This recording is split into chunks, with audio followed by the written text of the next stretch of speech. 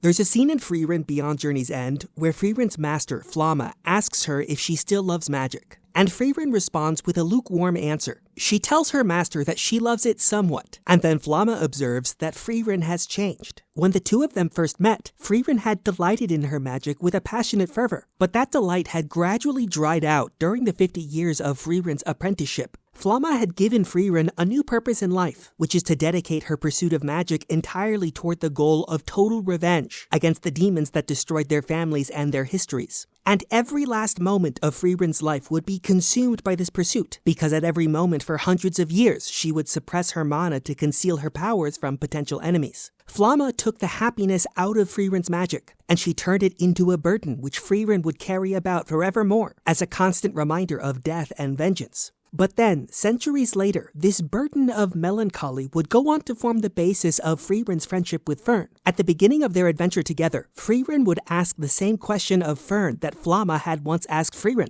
She asked Fern if she loves magic, to which Fern responded with a distant gaze that she believes she likes it somewhat. And Frieren received this answer with a subtle smirk, and then she cryptically told her apprentice that you and I are the same. But Fern was always puzzled by this idea because she couldn't see the similarity at all. The Frieren that she knew only ever seemed interested in collecting the goofiest and most trivial of spells. Frieren seemed to be happiest whenever she used her magic to brew a lukewarm pot of tea or see through people's clothes. This was a person who loved her magic with the utmost fervor. So how on earth could Frieren claim to be the same as Fern?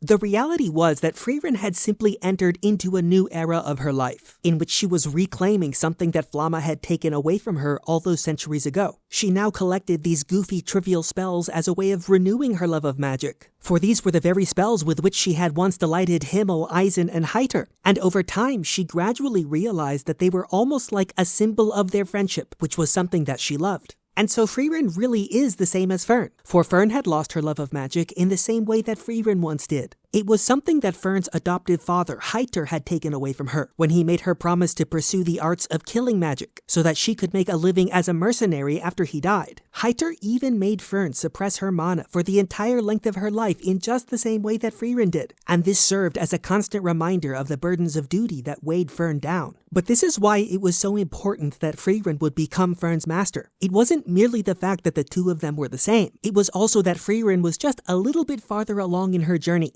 so that she had the power to help Fern to restore a love of magic that her father had taken away.